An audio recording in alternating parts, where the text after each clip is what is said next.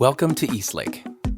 We are an inclusive faith community dedicated to the free search for truth and meaning, seeking to live out a more just and life-giving spirituality in the modern world. We see faith as less about doctrines and dogmas demanding total agreement, but a life to be lived, enjoyed, and given away to others. What unites us is a growing awareness that life is a gift and love is the point. We welcome the entire human family, regardless of race, age, creed, physical abilities, marital or economic status, gender identity, or sexual orientation. So if you are curious and have come to see, if you are tired and have come to rest, if you are grateful and have come to share, if you are journeying and have come to grow, if you are wounded and have come to heal, if you are joyful and have come to shine, welcome home.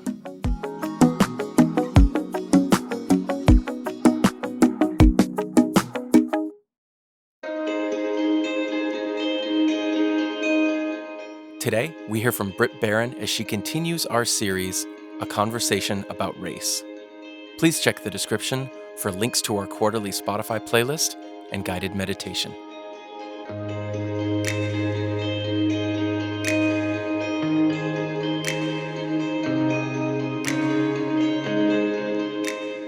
Hello, Eastlake. Welcome back for our third conversation on understanding, unpacking, talking more about race and racism in America.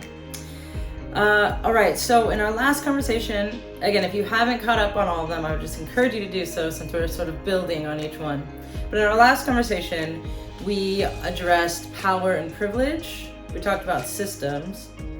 And we ended with this idea of IRO and IRS, so internalized racial oppression and internalized racial superiority. And so I hope y'all spent some time since our last conversation unpacking those things or thinking about the ways in which you've consumed those concepts or those ideas. One of the very big ideas we talked about last week was this idea that white is normal and everything else is other. And so I challenge you all to look through your life and around you to see if you see that idea show up anywhere around you. So hopefully we are not only having this conversation, but seeing these things and experiencing them and sort of putting some faces and some feet to them in our real life. So we ended with IRO and IRS, those concepts and those ideas. And maybe you've had a little bit of time to think about, are there some of these racist ideas that you have internalized and consumed, right? And that's not only for white people or not only for people of color. We're all living under these ideas, under these policies, and under this power. Remember the iceberg from our very first conversation. We're all living into it, which we've all been impacted by it. And so now, for our third conversation, I want to talk about what it looks like to be anti-racist, to develop our own anti-racism action plan, to move towards something. What does that look like individually? Because we started with this very big idea, this iceberg, then we talked about systems, and then we're starting to narrow down into how those impact us as individuals. So what do we do, right? The number one question I get asked, the number one question in my inbox in summer of 2020 was, what can I do? What do I do? And I don't know if you remember at the very first conversation we had, I wanted us to imagine a river. Remember? And I said, imagine the river. And now imagine that there's a bunch of trash floating down the river. There's Starbucks cups and Target bags and all of these things. We have two options. We could jump in the river. We could try to do as much as we can, or we can walk upstream. So that's what we've been doing for the past few weeks. We've been walking upstream to try to see what's happening. Because sometimes when you're addressing a problem that isn't new, and the problem that isn't instant, the solution isn't going to be instant. That's why I say all the time in these conversations, the goal here is to set you on your own path of continued education in anti-racism. Not to solve it, not to fix it, not to give you 3 steps that are, you could do these and you'll be great, right? But to set you on a path of continuing on this thing. This system was not built in a day. It may not be taken down in a day, but we will do our part to take down the pieces that are within our grasp to take down. All right, so let's talk a little bit about anti-racism. Anti-racism, coined by Angela Davis. She said it's not enough to be not racist, you need to be anti-racist. That's referencing that moving sidewalk I talked about. Even if we take our iceberg analogy, imagine that we are all riding on that iceberg. And so there's no neutral. And so we need to do something active. So here's what I want you to imagine. I know we've done a lot of imagining. Thank you for going with me in that journey. But imagine a bow tie. Imagine a very cute, nicely tied bow tie. So if you look at a bow tie, it's got two triangles coming in, going out, they get bigger, and then it's got a center point. So I want you to imagine you are that center point, and then that iceberg that we talked about, that iceberg that goes racist power, racist policy, ideas, ignorance, and hate. I want you to imagine those two icebergs turned on its side. Because this is how structural, systemic, and institutional racism works. It is big, so it has the power, policy, ideas, ignorance, and hate, and then that's where we are impacted. And then going out from us, from individuals, is how we perpetrate that ignorance and hate into the ideas, into the policy, and back into the power. So we sit at the intersection of these two icebergs turned on their side. So although it feels like we can't do much, we can. These big systems are upheld by lots of people who participate in them. That is both good news and bad news. The bad news is that they're being upheld. The good news is that's being upheld by a combination of people. We are people. We can make a change. Okay. So we sit in the middle of this.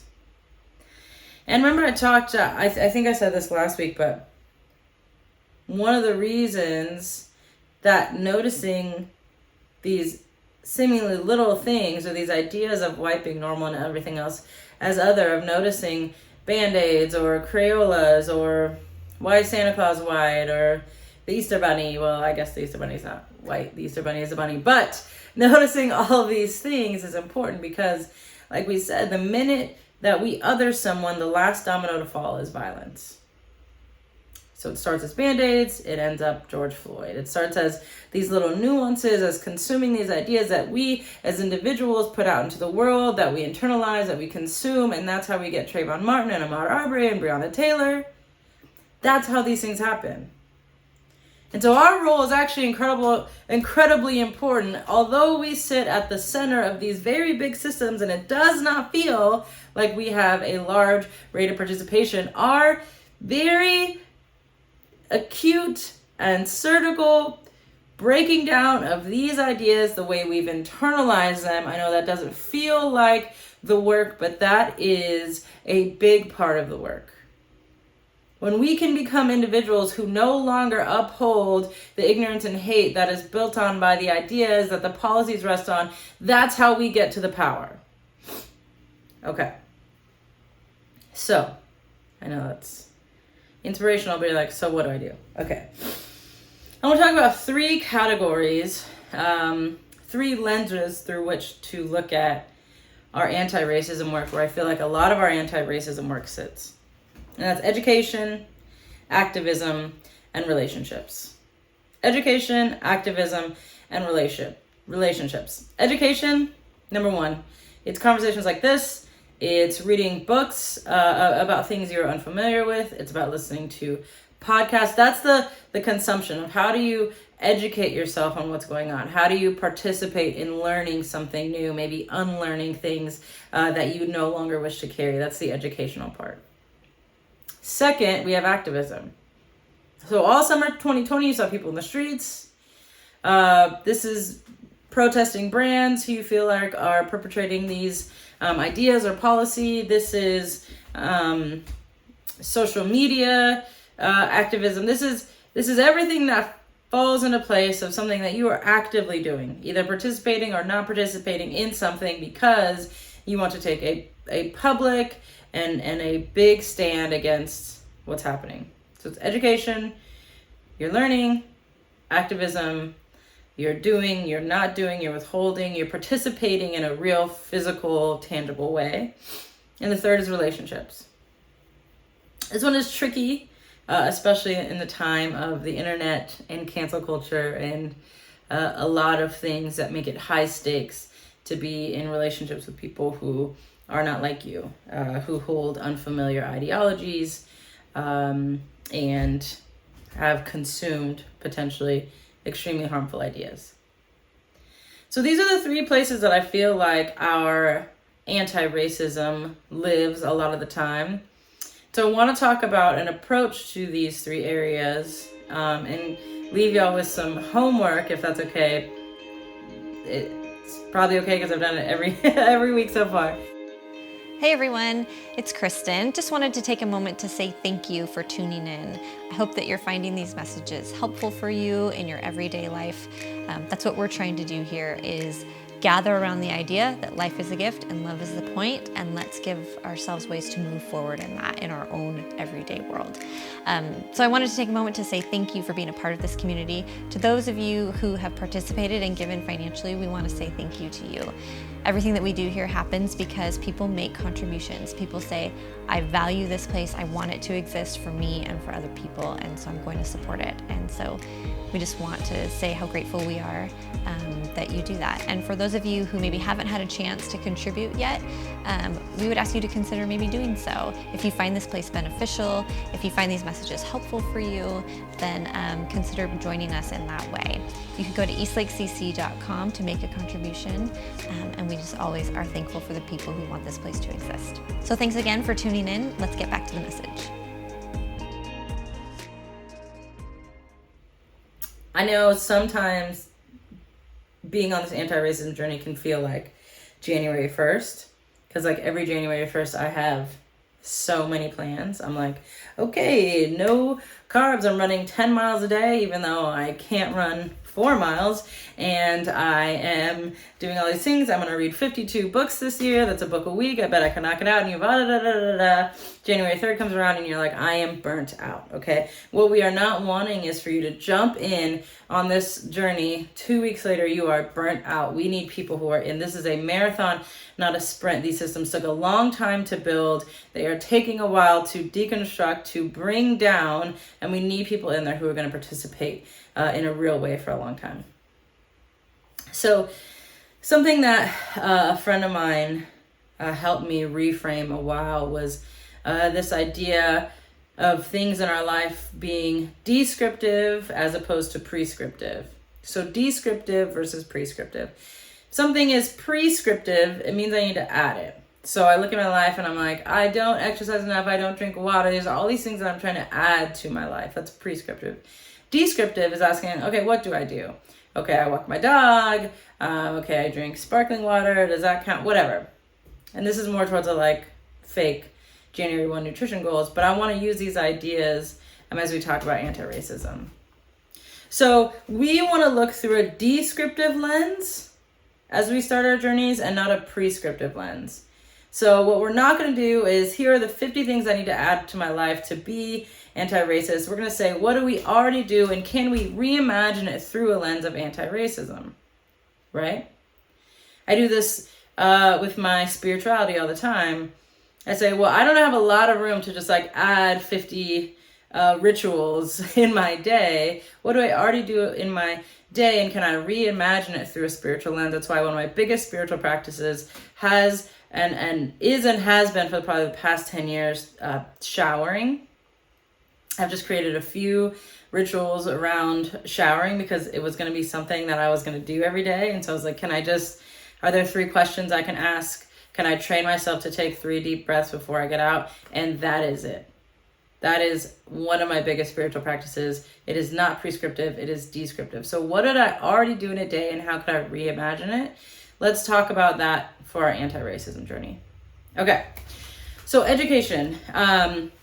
So instead of saying I need to now go get a master's in African American studies, maybe you do, go off. But for some of us, it's, are you already listening to podcasts? Can you listen to anti-racism podcasts on your commute to work or wherever you're going now that most of us are working from home? What are you already reading? Can you reimagine that in an anti-racist way? What are you already watching? What are you already consuming that is educational or insightful, or that is promoting a certain idea, can you reimagine that towards an anti-racist way, right? And I would encourage you to do that instead of dumping so many extra things on that you burn yourself out. We do not want that. Stay in this game. So what are you already consuming, and can you reimagine it towards developing your anti-racism action plan and lens? Okay. Activism. So this is a big one. I get a lot of people saying like, okay, the big protests happened in my town, or we were painting Black Lives Matter on the street and it was awesome and I went out and I participated, but now that's over. How can I participate? Or those things were happening and you're like, I don't feel safe. A lot of those things were happening at the height of our pandemic. And so protests may be your thing. Maybe they are not a safe space for you. That's fine, but they're also not every day. So how do you actively participate in anti-racism in a consistent way?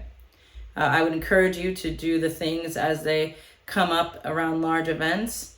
But day to day, I think some of the simplest way and one of the biggest forms of activism that we can participate in is actually financial. So, I know it sounds super practical, but my wife and I, we always look at where we spend our money, and are we spending it on brands and people that we believe in. Black-owned businesses, queer-owned businesses, women-owned businesses, small businesses, businesses committed to a low-carbon footprint, businesses that are supporting people who are supporting us, businesses that have taken a stand, and do we withhold spending and our dollar? I always have someone's voice in my head. They told me I was very young. I was in high school, and they said, yeah, you vote with your ballot, but you vote more and more often with your dollar. I think that's true of a lot of us. So being very intentional about how you spend. Listen, you're going to buy toilet paper. You're going to do it because you're going to go to the bathroom, right? Is there a Black-owned local toilet paper company? There actually happens to be one that we know of. Those are simple things. Those are things that you are already going to do. Can you reimagine it? When it's time to take to the streets, I hope we all take to the streets. But our activism in our day-to-day can be things that we're already doing. We're already buying toothpaste, we're already buying toilet paper, we're already supporting companies, we're already doing these things. How can we reimagine them in an anti-racist way? That is not even taking a lot from our life, but that is actively participating just to rewire ourselves to say, okay, how can I stand up to this iceberg? How can I start to chip away at the corners that are in my life? And last but not least, relationships. This one's tricky. No one wants to talk to the racist uncle who made that comment at Thanksgiving. But what relationships already exist in our life, and how do they need to be reimagined in an anti-racist way? I'm a firm believer that if you have people in your life who you don't agree on everything with, then every conversation you have does not need to be about the thing you don't agree with. That is not helpful. If that is a relationship that you hope to hold and continue to build, then every conversation doesn't need to be about the topic you don't agree on.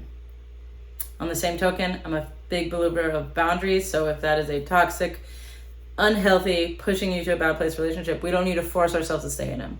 But for those relationships that we have with the people who we love and care about, who either push us or who are being pushed by us, continuing to, not every single conversation, but when we can, go to those places even though we don't want to, is going to be incredibly important, because when we are able to do that with someone else, it teaches our brain how to understand how to do that when we come up with an internal idea that we don't like. So when I have a friend, coworker, family member say something that is out of pocket, that does not line up, that perpetrates some of those ideas from the iceberg, my confronting of that in a way that allows for now, okay, they learn new information, they can change course. Maybe this doesn't determine everything about them. Maybe my ability to hold that in that relationship is tantamount to my ability to hold those things within myself.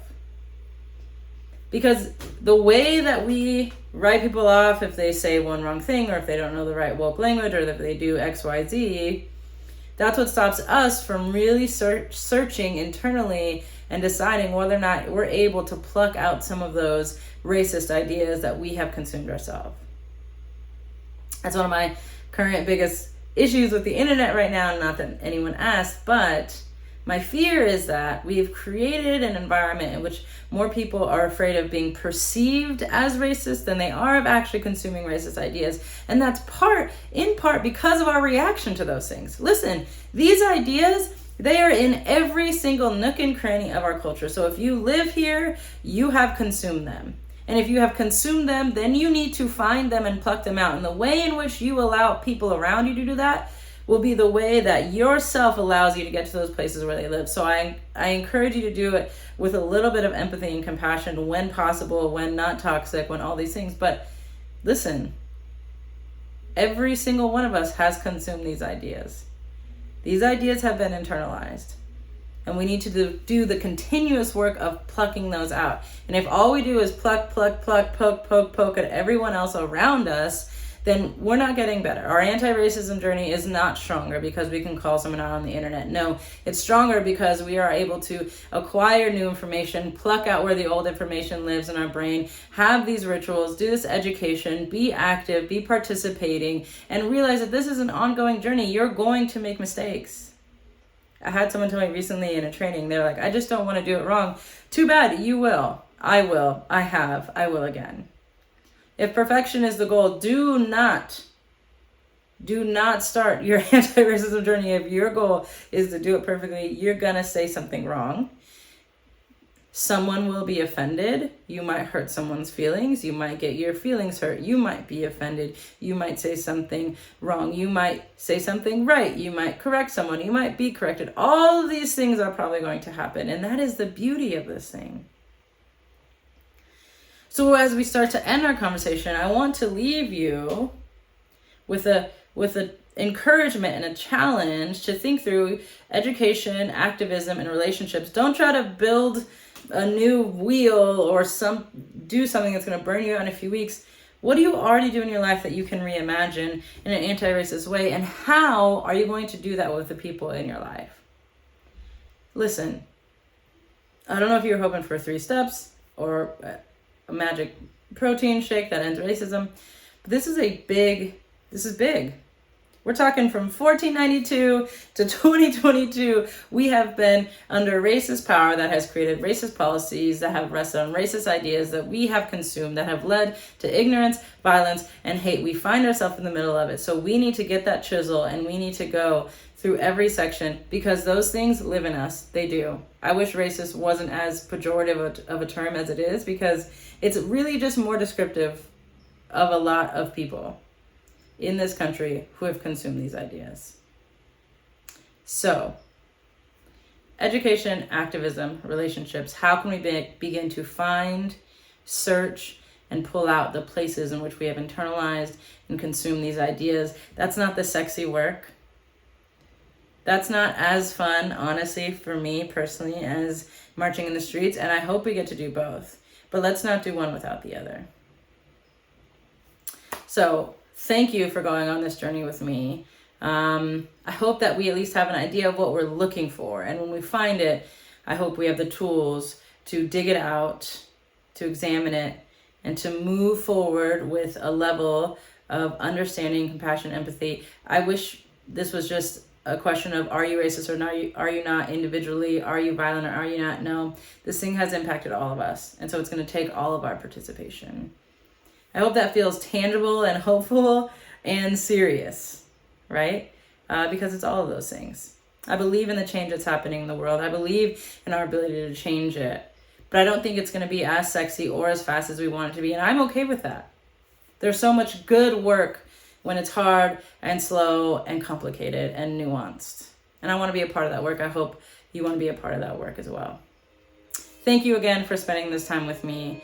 And I hope that this conversation continues in and out your own lives and families and friends and relationships. Thank you for joining us. To make a donation, head to eastlakecc.com/donate.